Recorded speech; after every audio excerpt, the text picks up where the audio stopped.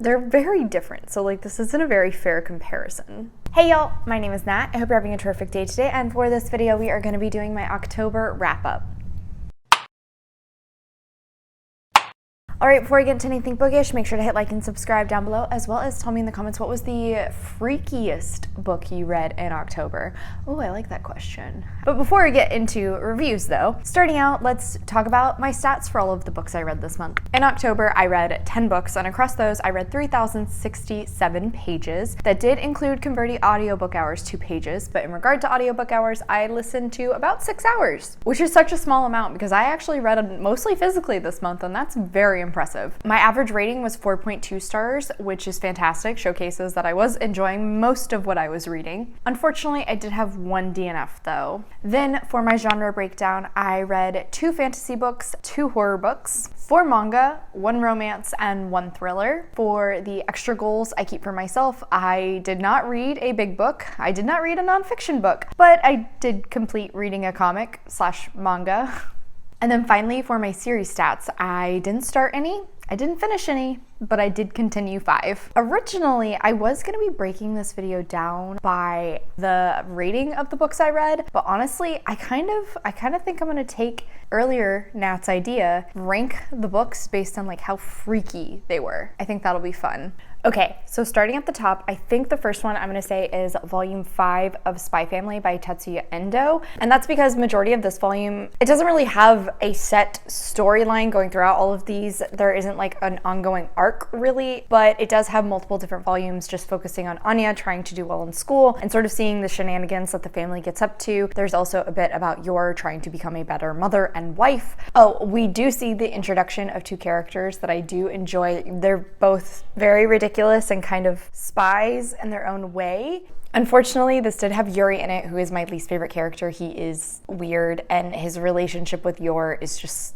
so strange. Because of that, I did go with like a 4-star in this one. It's still enjoyable, but I'm not super in love with any of the stories that were taking place here. Like I said, most of the missions in this one don't really pair together compared to some of the other volumes. Overall, this one like wasn't too freaky. I guess the craziest thing you could talk about here is whenever she's learning how to cook. She's so bad at it, but small potatoes in comparison to some of these other books. I think then I would have to go with volume 6 of Spy Family, because this one is mostly focusing on Twilight doing a mission that isn't focused on Operation Strix, which is what majority of the series is based around.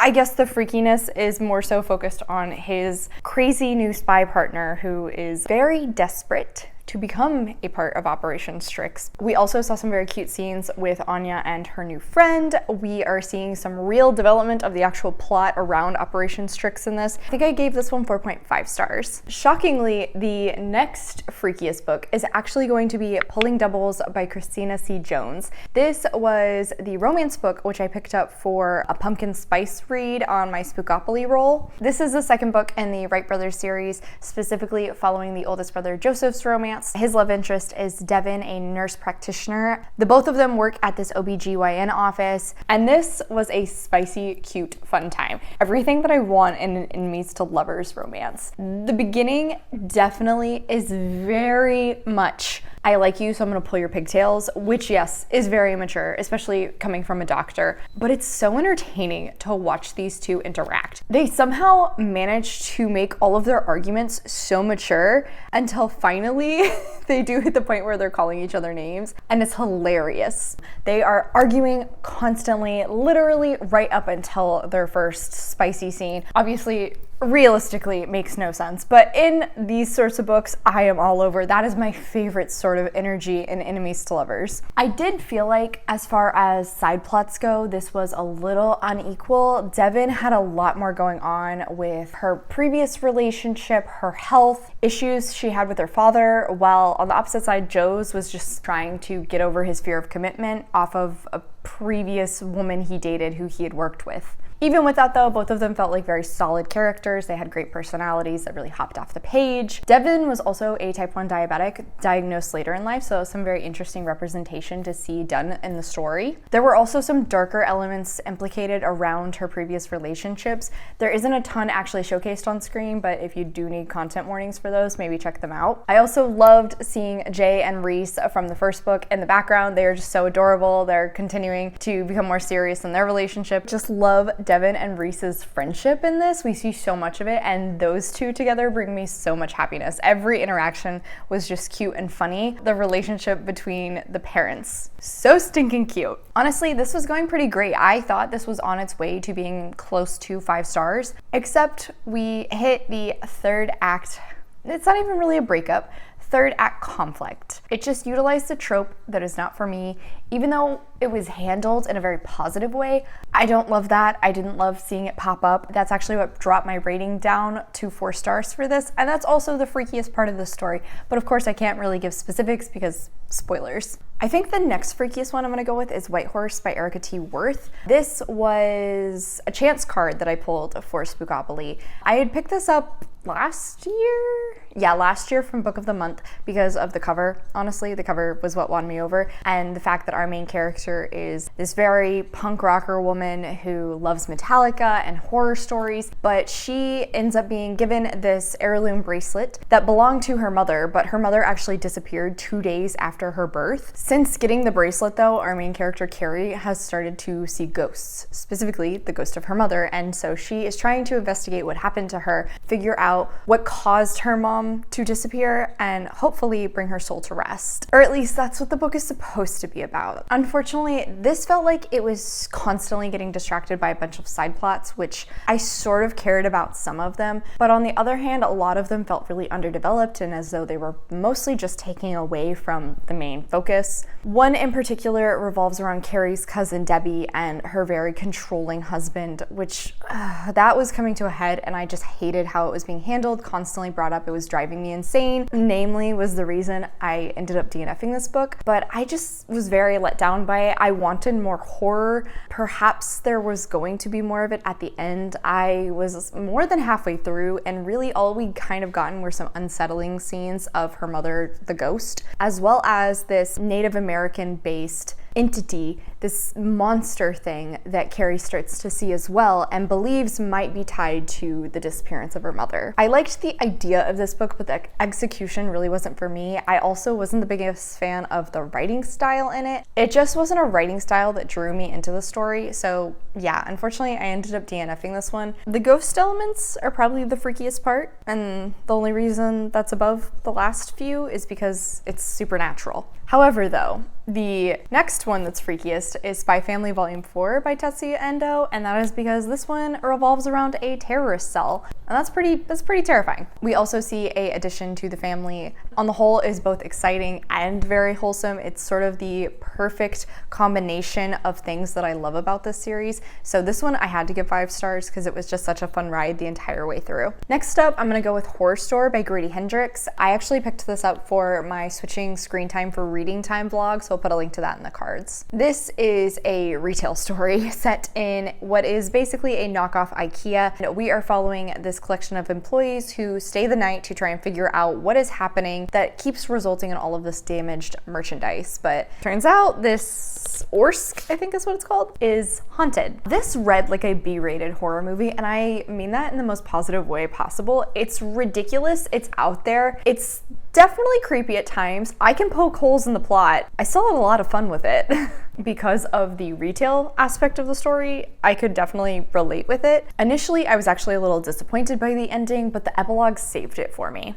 As I expected from Hendrix, the horror in this is gross, creepy, it definitely had me cringing. However, it also reminds you the terrors of working retail. While I don't think the themes around that are particularly well nuanced or even really discussed in this book compared to some of Hendrix's other works I read, I still appreciated the inclusion of them and how they were personified in the horror of the story. All of the characters were fairly one note, but memorable enough to keep things entertaining. As far as the casting goes, I actually couldn't help likening this to Superstore, not just because of the, following people in retail, but also the character archetypes you see in that show are also very similar to the characters in here. And I think that actually made me enjoy some of the workplace relationships we saw in this even more. Also, like, what is with Grady, Hendrix, and rats? I ended up going with 4 stars on this one. It was a very weird but enjoyable time. The horror elements in this are definitely why I'm ranking it here. It's freaky, it's creepy,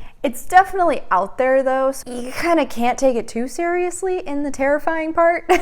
In comparison to When No One Was Watching by Alyssa Cole. While yes, the terrifying aspects in this are to the nth degree, they are based in reality. The possibility though, still there. Still terrifying. So in this story, we are following 2 individuals. First is Sydney. She is a regular in Brooklyn. She has lived there for majority of her life. She moved away for some time, but has recently returned. However, things are not what she was anticipating. Unfortunately, her neighborhood is changing and not in the best way. New people are moving into the area and displacing the regulars, the ones she's known for years. One of those being Theo, who bought a brownstone in Brooklyn with his girlfriend, only for the 2 of them to then break up. Sydney channels all the frustration she's feeling at the changes in the neighborhood into creating this tour to really celebrate what the neighborhood once was and all of the people who live there, all of the history that's really tied into the people who live there now. Theo ends up agreeing to be her intern because he doesn't really have anything else going on, and the 2 of them end up finding some much darker things happening in this town than you're originally anticipating. I really enjoyed this book. It has a romance element in it, but it is definitely a thriller. It does take a little bit of time to build up, but there is just a constant feeling of suspense and uneasiness, especially in Sydney's chapters. I had a great time reading this. I was constantly pushing through, but it is creepy. And the events you watch unravel just add to that suspense, add to the unease of the story, only for things to explode at the end with this horror movie ending. I was really impressed with the world building in both of the main characters. Each of them had a lot of depth that was actually very slowly revealed to us and made perfect sense for the characters that I was experiencing on page. I did feel like the romance itself was a little underdeveloped, and occasionally Cole's writing would kind of take me out of the story. For what this is, it is so good. It is a creepy, wild ride. As I said at the beginning, the reason it is slotted here is because this is horrifyingly possible, but like to a very extreme extent. They're very different, so like this isn't a very fair comparison. Next up, I'm gonna go with Soul Eater Volume 6 by Atsushi ohkubo. This one is focused on like the first really big fight scene against the bad guy. What makes this so freaky, what puts it so high on this list, is the ending. And obviously I can't tell you that because of spoilers. That's definitely why this is so terrifying. However, we're really like just in the beginning and there is so much still to come. We do finally see the true big bad, the true evil character of the series on page, and he is so unsettling, so creepy. The art around him is just shiver-inducing. There's also some very interesting aspects to like the mental battles that some of our characters are going through right now, particularly Maka and Soul. I do absolutely adore seeing completely unhinged Stein in this one. He is absolutely my favorite adult Meister, and oh, he is so good in his fight scene here. This one comes out to 4.5 stars because I can't in good consciousness give it a 5-star with the ending. But as I said, this is still early on. Things are still developing. We're still moving forward. The last one that I have to put up here is Maeve by CJ Leede. It's probably because this is definitely extreme horror. I did not realize that going into it. I just thought it was a horror book, but upon further reflection, I think this falls into extreme horror. This is, as it was sold to me, American Psycho, but as a woman, and honestly, that is truly the perfect description of this because CJ Leede did everything that happens in American Psycho, plus more, like through a feminist lens in such shorter time. And I greatly appreciate that because while I will always remember American Psycho, it wasn't the most pleasant reading experience. And then that's not just because of the gore, though there is a scene in that book that will forever live in my head. And that scene is actually referenced in this book.